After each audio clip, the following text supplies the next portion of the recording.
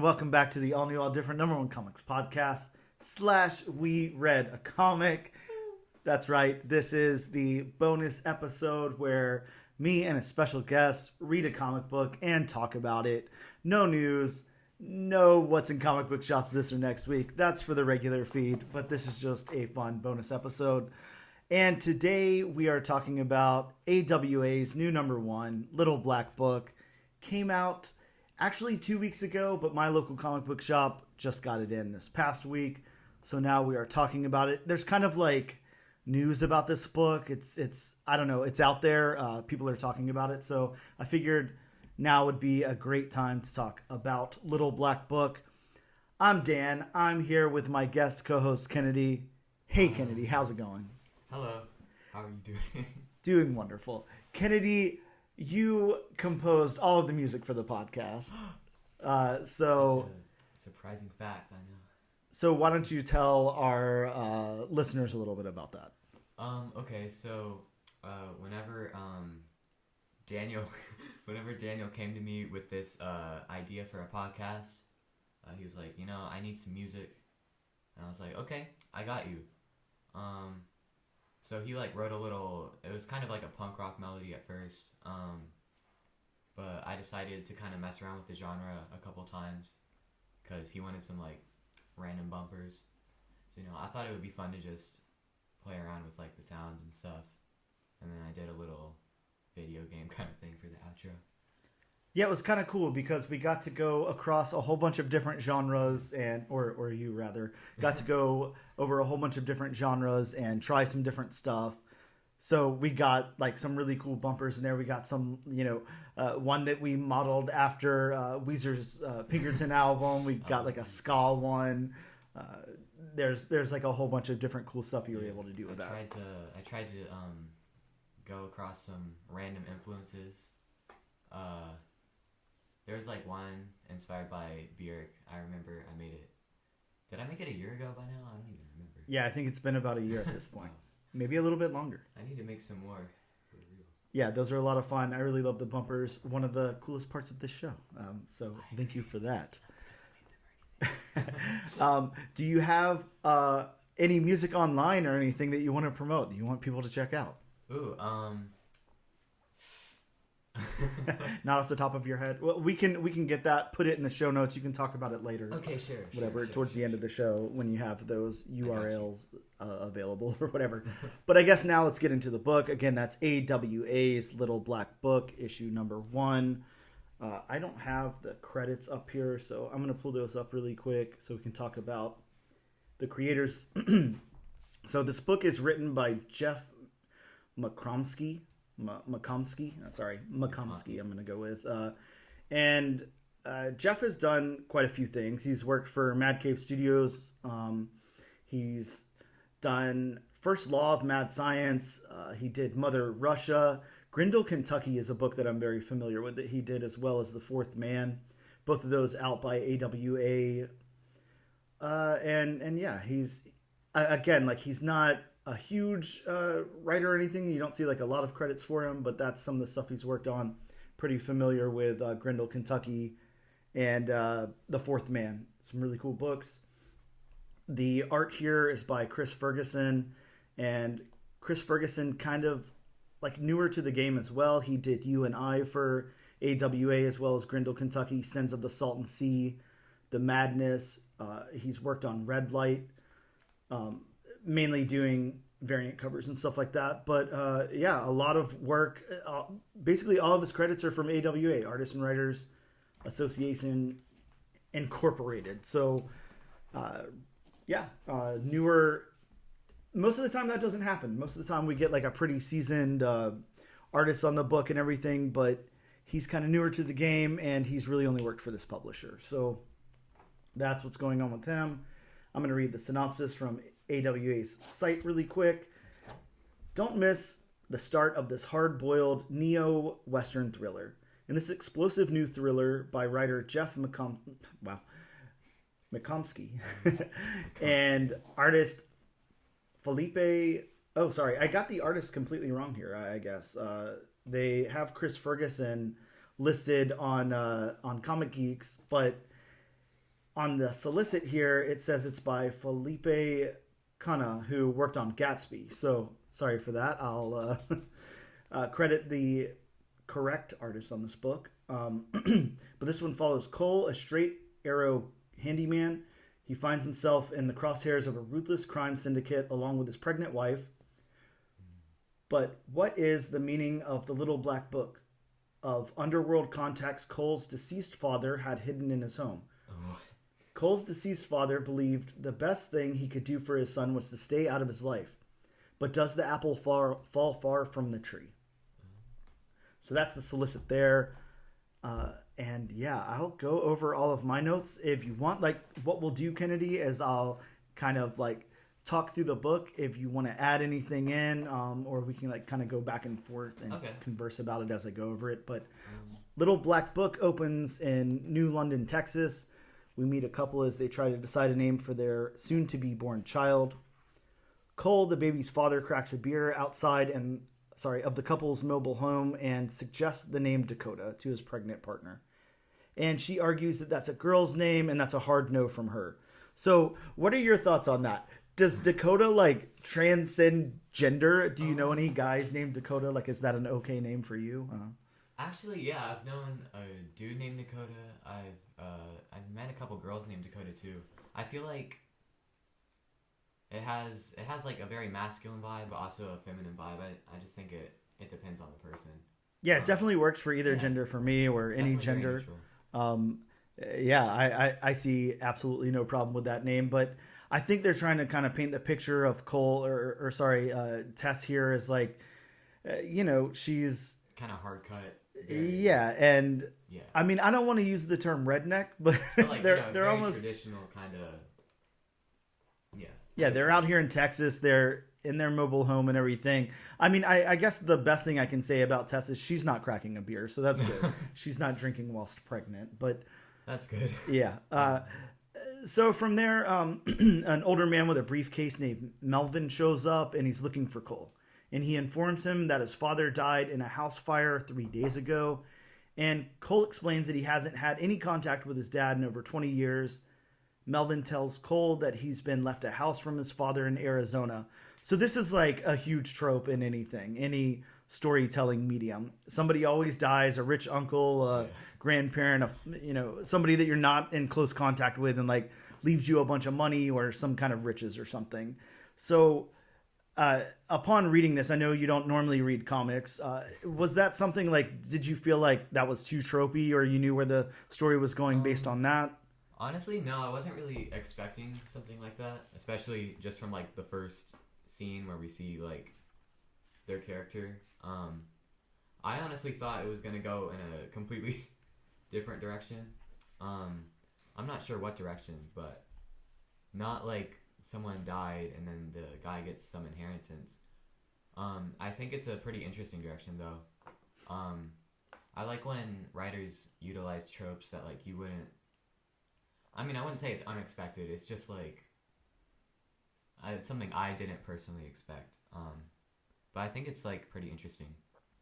I think it's interesting, and we'll get more into it once we get more into the story. But based on how they're portraying Cole and Tess here, again, they're kind of like, I don't want to alienate anybody or say anything bad about anyone, but they're kind of like, like redneckish, like they're living, where they're living in Texas and stuff like that.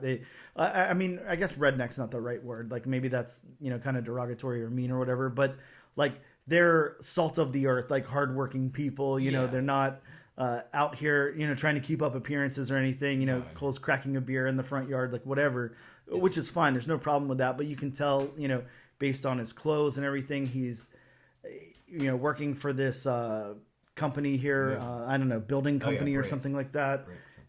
Yeah. And obviously it's his, it's based off of his last name. So, either it's like an inherited company or a company that he's built up himself. And, Tess is his pregnant partner out here and everything. We don't really get any mention of if they're like dating, if they're married, like what their exact situation is, but they're obviously, a together couple who's expecting a baby. So, I I think that it's interesting because I guess what I wasn't expecting anyone in Cole's family No, me neither. to have, a fancy house, maybe it's not a mansion, but it's a pretty big upgrade from what they're living I in. think that's probably why I was surprised. He's got his feet kicked out on the cooler. He's just chilling. Mm-hmm. And Yeah. this, I mean, he definitely the dude that comes up definitely looks a bit more well off than Sorry, I forget the characters' names. What's the dude's name? The main character? Cole is the main character, and Tess is his partner. Melvin looks a lot better, well off than Tess and Cole. But Right? Yeah, like let's paint a picture of Melvin. Let's paint a picture of everybody we've seen so far. So Melvin walks up and he's kind of suited up. He's got his bolo tie. He's kind of got like longer hair that's like well capped and slicked back, and like a well groomed goatee hat. and everything. Yeah, he's got like this cool briefcase. And then if you want to explain Tess and Cole, like just on appearances.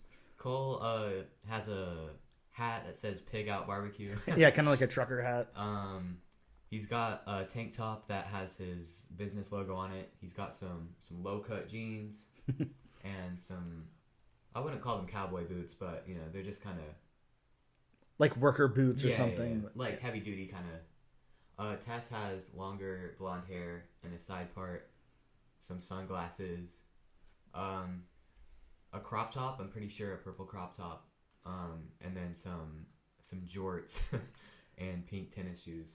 And the thing that stands out about, out about Tess is that obviously she's pretty pregnant. Yeah.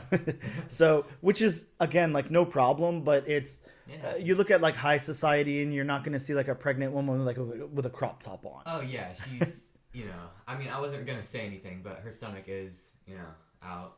Yeah. Which again, fine, but just kind of represents like the different reinforces cultures or character, whatever. Yeah. So Cole initially refuses the offer for the house. Like he doesn't want anything to do with it because obviously he has this really weird relationship with his dad that they'll get into. Yeah. But he, as Melvin, and Tess kind of press on, he realizes that he's going to need the space for his newborn baby really soon. So then it's a hard cut and it flashes to 2 weeks later, and we're in Yuma, Arizona, and Cole is sawing a hole in the ceiling. That room is huge, by the way. Yeah, it's really huge. The bed's huge, like everything's going on there. And Tess is like in bed. It's waking up Tess, and Cole tells Tess that there's a leak and he has to fix it because he can't be dealing with mold and a newborn baby. So he gets up to the attic, and from there, like if you want to take over right there, like again, like Cole gets up to the attic. He's kind of got like a headlamp on, so he's looking around. Yeah. And what does he find? All right. So he goes up in the attic, and he pulls out. It's like a black notebook. It's kind of dusty. It's either dusty or worn. It's probably both since it's been in an attic for like 20 years. Nokia brick phone. The ones that like never break. So yeah, that probably shows this is probably at least 20 or something years old. Yeah. And I think it's a charger for the Nokia. Mm-hmm. Yeah.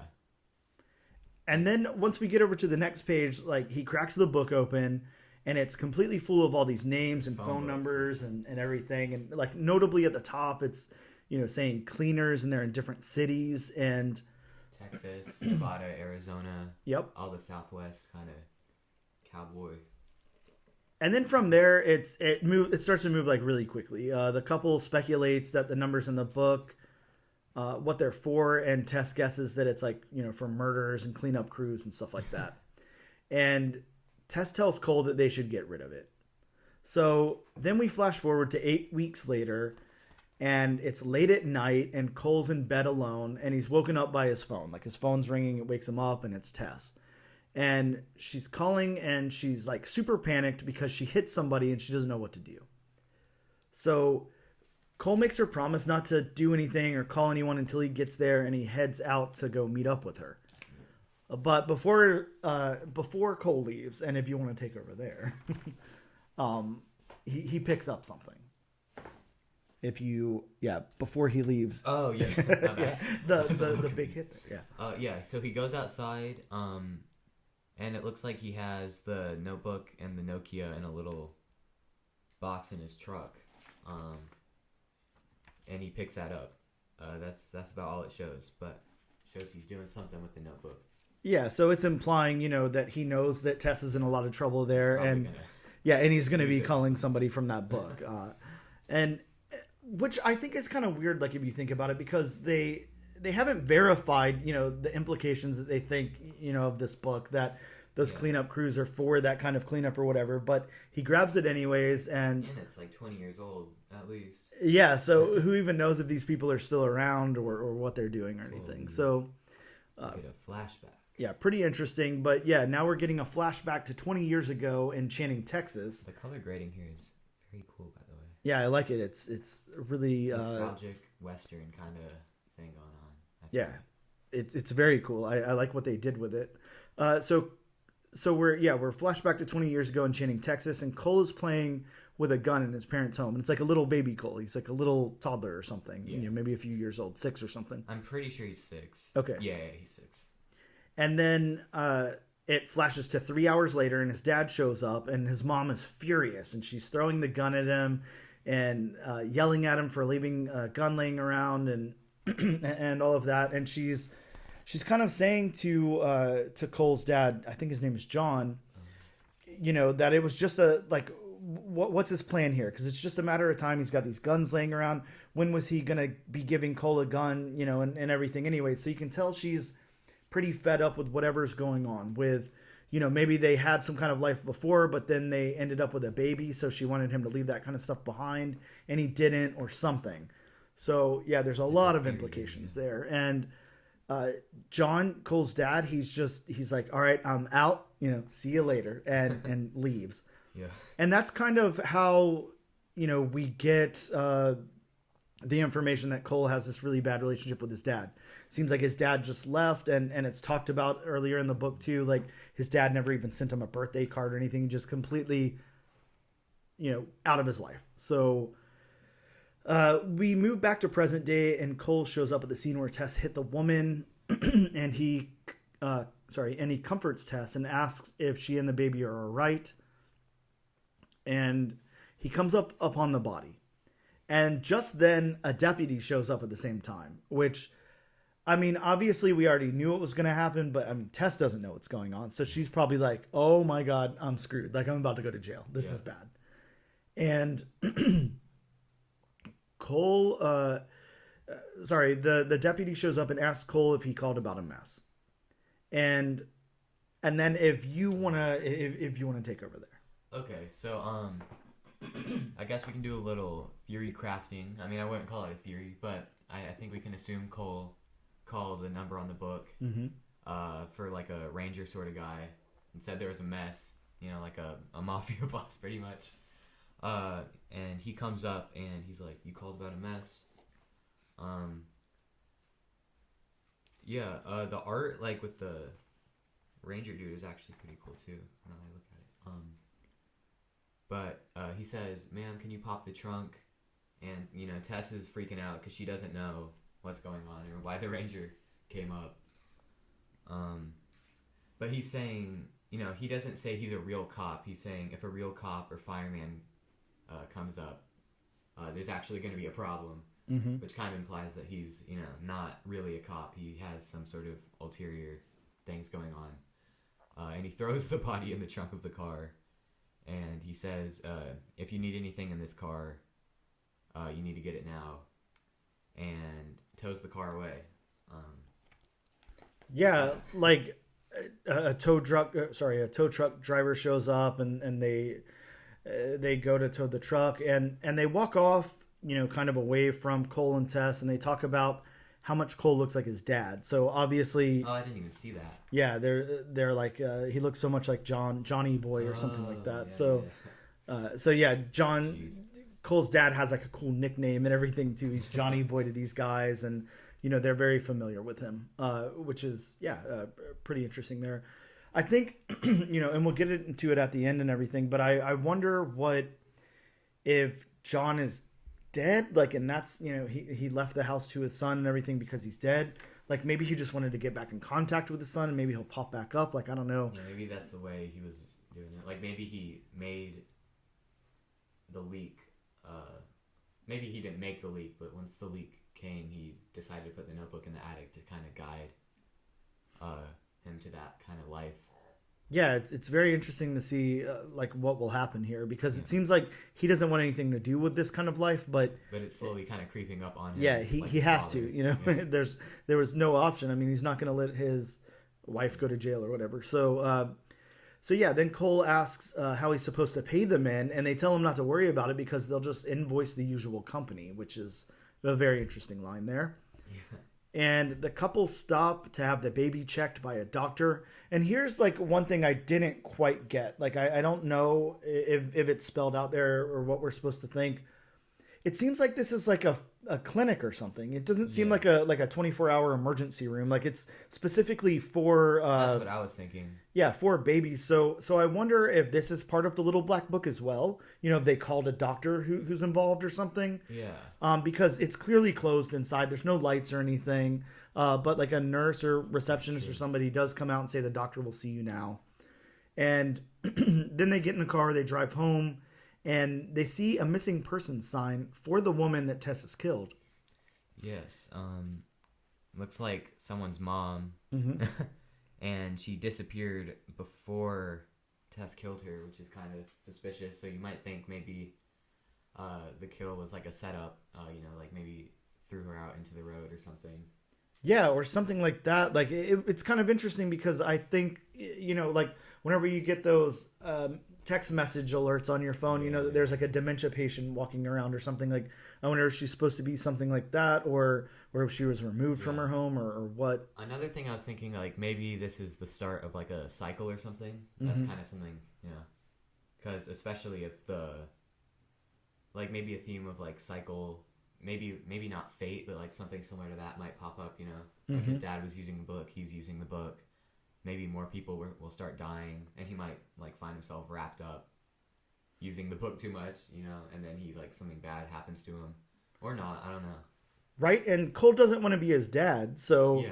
But he's going down the same path, and now he's got a son coming, and...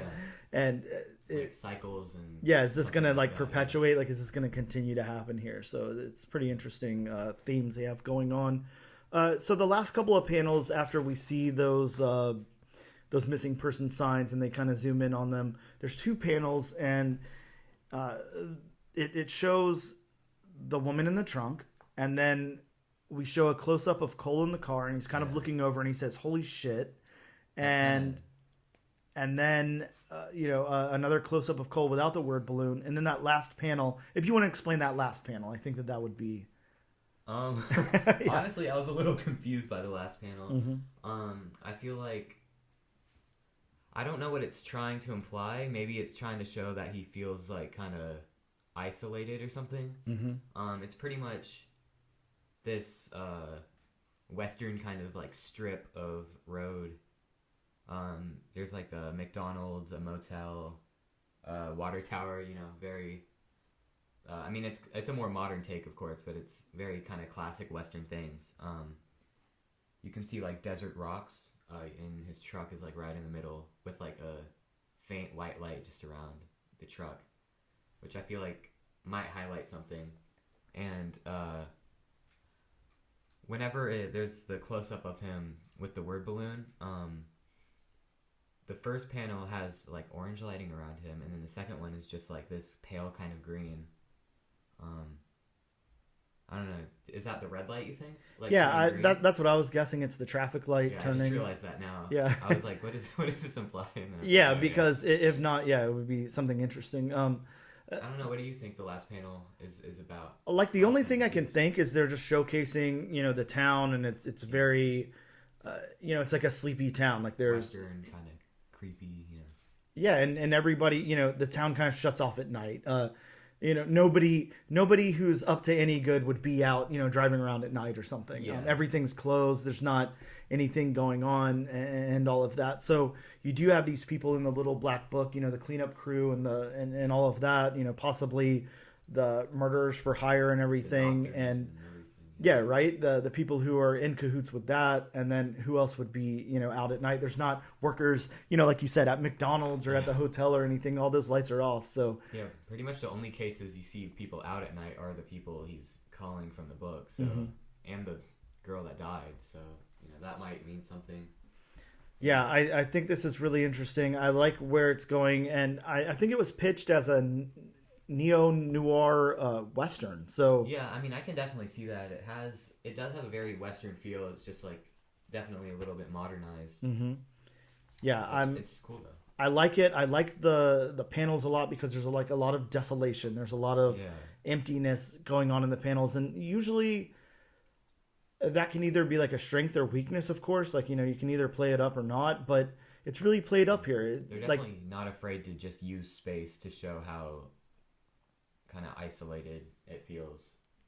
Yeah, and it makes you wonder too, how Tess and Cole feel. They're coming out of Texas. It looks like they were kind of like in this close-knit like mobile home trailer park or whatever, and there was a lot of on the lawn. Yeah, like a lot of people around them, and Cole had his business and everything, and now they've moved all the way out to Arizona, and it's very empty, and they're in this big house and everything, and like that last panel suggests, there's not much of like a nightlife or anything going on. So you know what, like almost everything in this town is just like kind of big, but like without purpose, if that makes sense.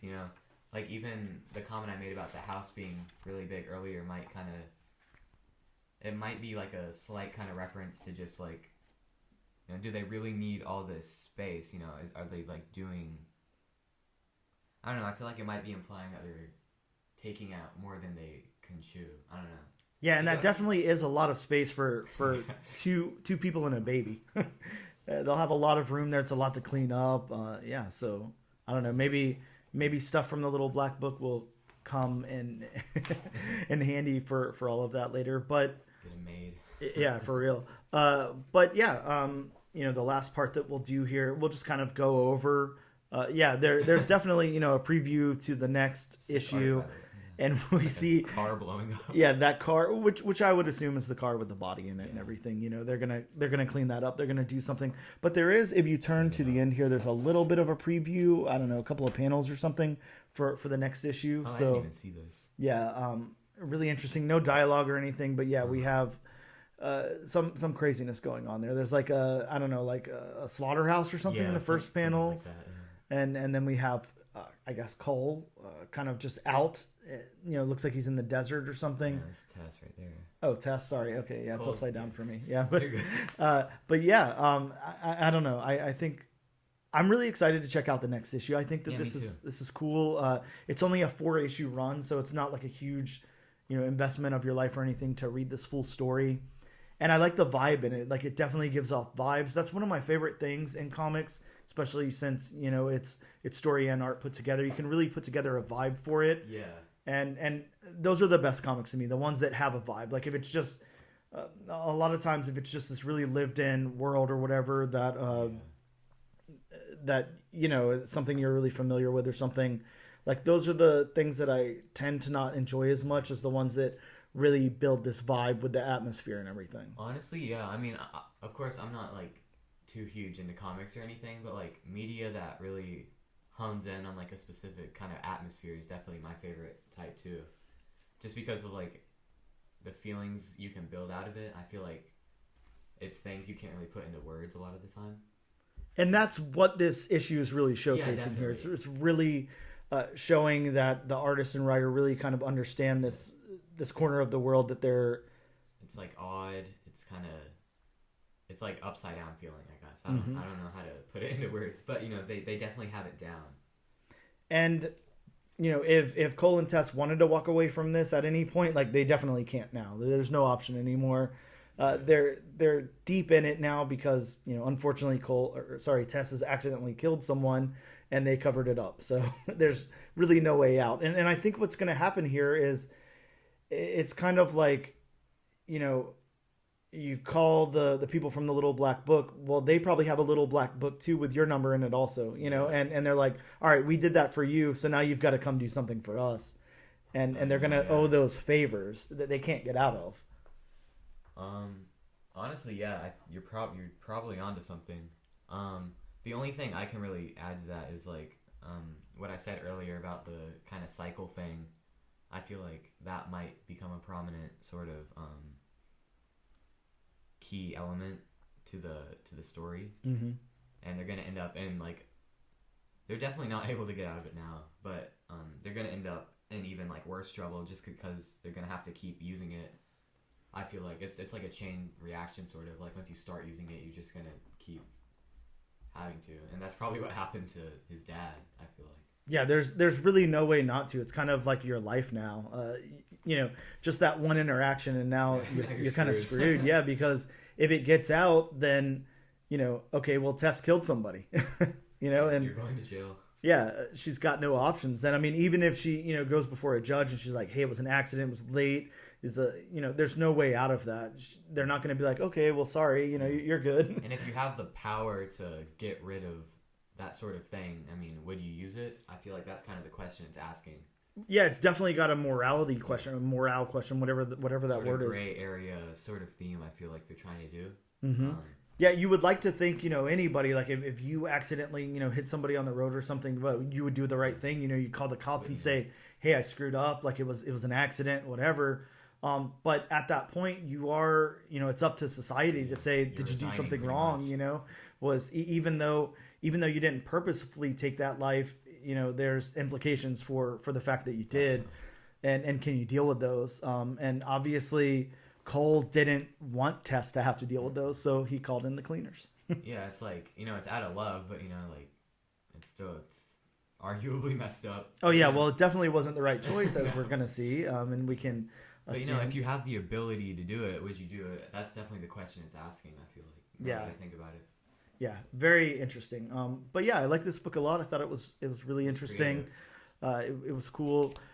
Just really quick, and we won't go into all of these things that I normally go into, but just overall, what'd you think about the story beats, the dialogue, the narrative, and the world building?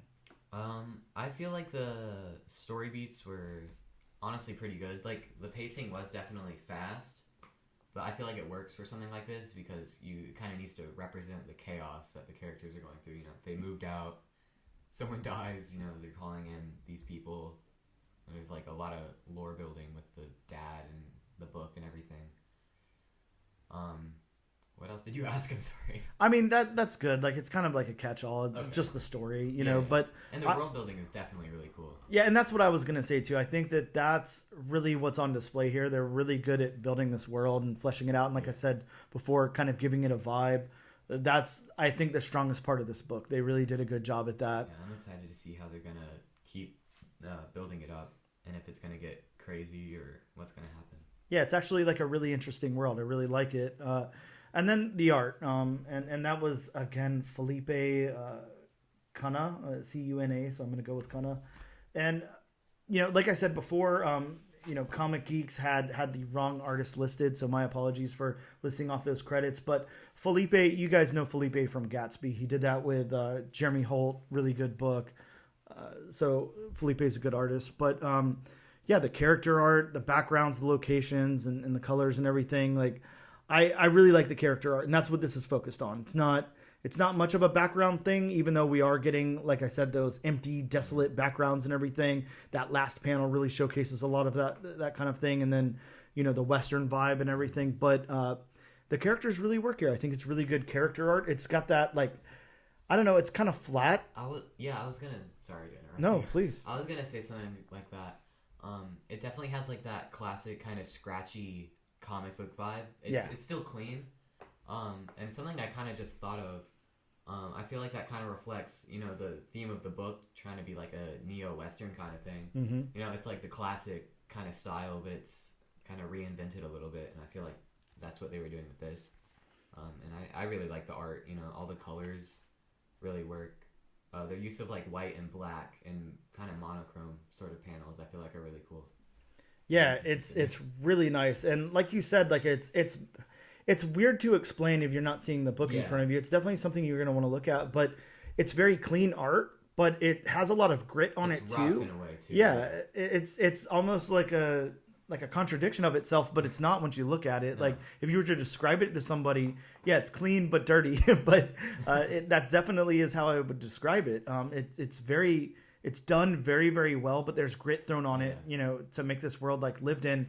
And it's not like a extra layer, like it really works also. Yeah. And it really complements just the atmosphere and everything, I think, Yeah, I think it's really good art. I think it's standout art. And then on top of that, you know, just to say, you know, the best thing about this is that that Jeff and Felipe, you know, really work together here really, really well. You can tell, you know, the notes that Jeff gave Felipe on the character design and everything like that were either really, really fleshed out, or Jeff really trusted Felipe, and that was a good choice. So they worked together really, really well. And we do have a separate colorist who's Marco Lesko, who did a really good job on this as well. Yeah, the colors are very kind of desaturated in a way, I think, but it really works. And they change throughout the book. Like you were saying, whenever we get to the 20 years ago panel, it does give you that nostalgia vibe. Yeah. It's got like, you know, it's almost like John's come home from work and the sun's kind of setting and everything. And like when it hits you with the flash of color, it definitely stands out a lot more than if the whole book was like saturated, you know?